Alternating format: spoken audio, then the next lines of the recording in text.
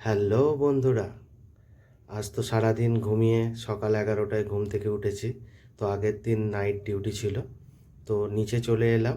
তো ওয়েস্টেজ কিছু কাগজপত্র নিয়ে, প্লাস্টিক নিয়ে, তো সেগুলো জ্বালিয়ে ভাত করে নেব বলে। বেকার নষ্ট করে তো লাভ নেই, যেখানে ফেলবো নোংরা হবে, তার থেকে ভাবলাম এগুলো জ্বালিয়ে ভাত করে নিই। তো ভিডিওটা অবশ্যই পুরোটা দেখো কিন্তু। তারপরে ছেলেকে নিয়ে চলে এলাম।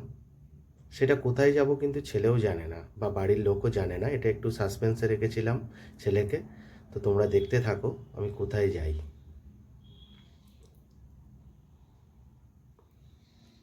আজ তো স্বামী বিবেকানন্দের 163তম জন্মদিন উপলক্ষে এখানে বড় একটা ব্লাড ডোনেশন ক্যাম্প করা হয়েছিল।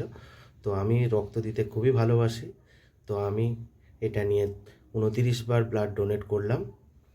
তো আমার ডোনেট করতে খুবই ভালো লাগে। আমি বছরে 2বার 3বারও ব্লাড দিয়েছি। এখানে আয়োজন খুবই ভালো ছিল, সমস্ত কিছু একদম পারফেক্ট।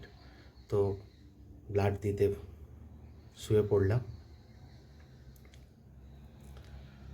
ভিডিওটা কেমন হলো অবশ্যই কমেন্টে জানিও। তারপর ব্লাড দেওয়ার পরে আমি চলে এলাম এখানে। তো 1 গ্লাস দুধ আর একটা গিফট দিয়েছিল আমাকে,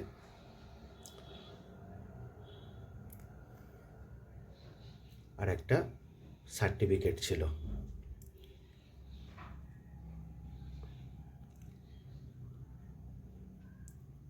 তারপরে বসে খাওয়ারও ব্যবস্থা ছিল। আমি খেতে চাইছিলাম না, তবুও জোর করে আমাকে বসিয়ে দিল খেতে। তো ভাবলাম খেয়েই নিই।